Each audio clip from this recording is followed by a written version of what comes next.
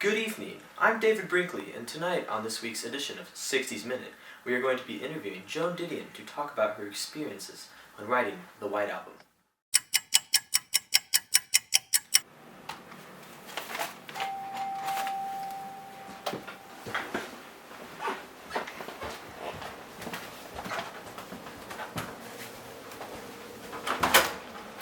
Yo, what up, man? I'll buy some smokes. No, son, smoking is terrible for you.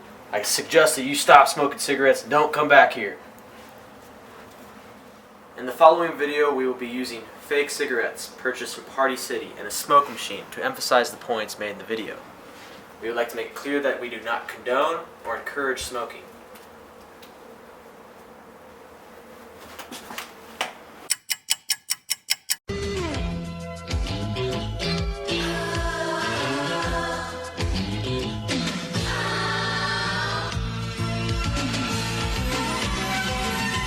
Whatever happened to predictability? The milkman, the paper boy, evening TV. Did I get delivered here? Somebody tell me, please. This old world's confusing me.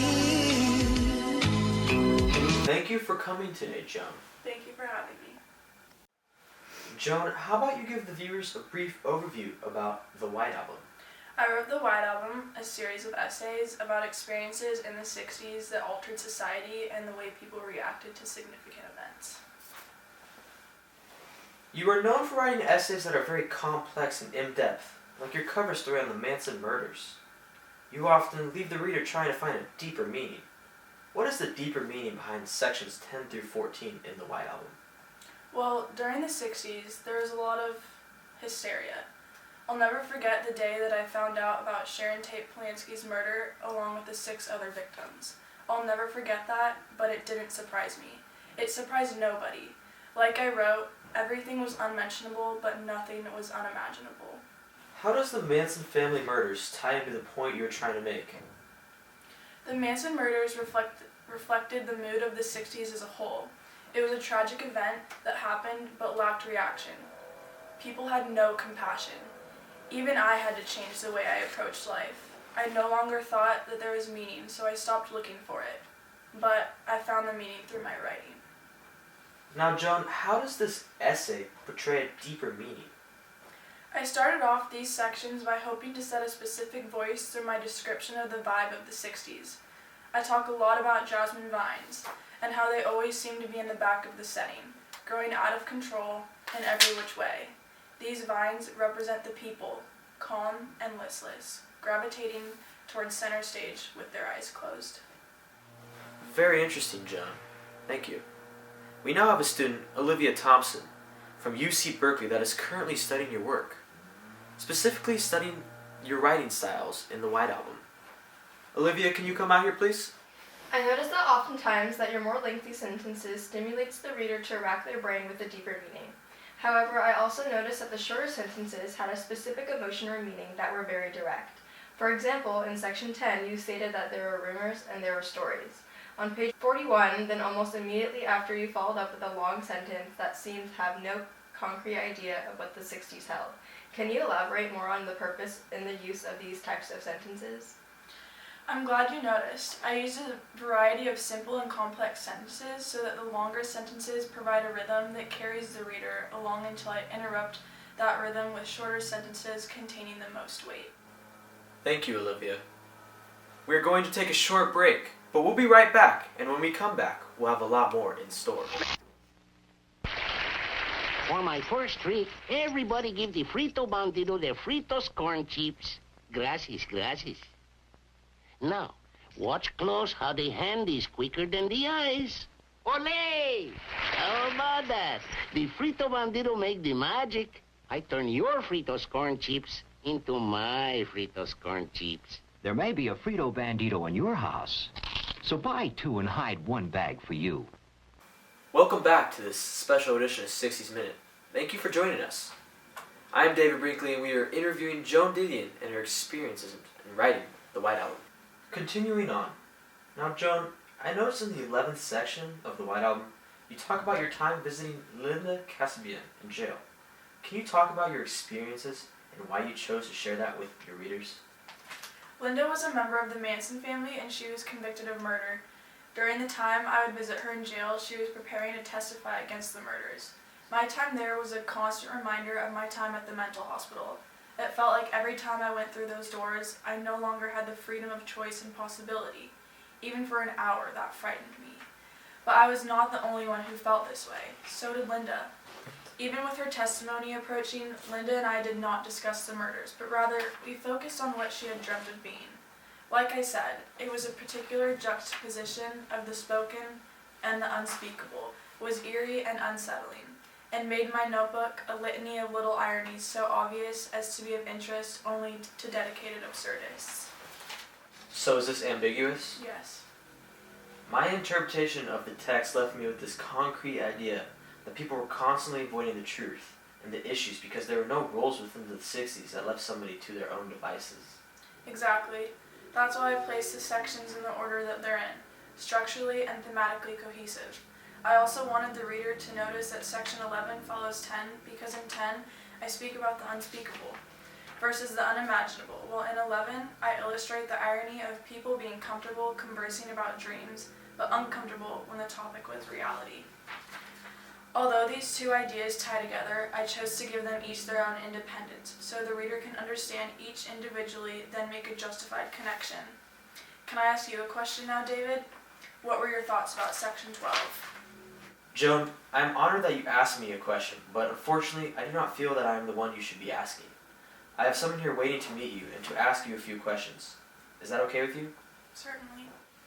Here on set is my dear friend, Daniel Pearson, a literary professor at the University of California, Los Angeles. I'd like to invite him out here to join us on set. Thank you, David. Hi, Joan. It's a pleasure to meet you. I'm very fond of your literature, in particular the White Album. I've read this book an innumerable amount of times, but I still have a few lingering inquiries regarding Section 12. I'd like to know, what was your purpose in bringing up your MS in Section 12? Were you looking for sympathy from your readers, or a parallel to the 60s? You can take whatever you want from my writing and apply it to your own life, but I started off this section by laying out my organic disorder and how MS affects the neurological transmitters in the brain. Now, although that was all true, I was trying to lead the reader to the parallel of how the 60s messed with my head, just like my MS. It seemed as if you were exemplifying this in accordance to the way that you were describing the purchase of a dress for Linda, and as you quoted, the authentic, senseless chain of correspondence that was this event. I wanted to show the reader a specific event where at the time it made sense for me to be picking out a dress for Linda, but now looking back on that, it makes no sense to me why I would have done that. But in the 60s, it all seemed right. It made as much sense as anything else did back then. As much as I can discuss and analyze your writing in my profession, nothing beats sitting here and getting the answers straight from you. Thank you so much for your time. Thank you. Thank you for joining us tonight, Daniel. Joan, I have to ask you a question that I believe you've heard once before. If you can't believe you are going to heaven in your own body and on a first-name basis with all the members of your family, then what's the point of dying? The first time I heard that question, it was in 1970, and I was having a conversation with the Mormon manager of a hotel in Oregon. At that time, I believed that my basic affective controls were no longer intact. I didn't know how to answer the question. I was so clouded by the confusion of the era, I couldn't even search for an answer. I was so focused on searching for answers during my life, I didn't know why I was asking myself so many questions about looking for a reason to live, when I should have came to the conclusion that there's really no point in dying. Wow, that was deep. Well, once again, we have Olivia here with a sentence structure question, as well as a deeper analysis of what sentences in section 14 hold. Olivia, please join us again. Hi Joe, nice to be able to sit down and talk with you again. After reading section 14, I was able to gather a variety of sentences that seemed to hold a deeper meaning. The third sentence of the section, starting with "at some point during the years," I saw that there was an abundance of medical treatments that were affiliated with serious injuries or illnesses. Now, in my mind, I took this as a metaphor of how there are many anecdotes for the 60s that were able to numb the people in the constant deaths of careless attitudes. I mean, the 60s were nothing but a part of the cutting floor.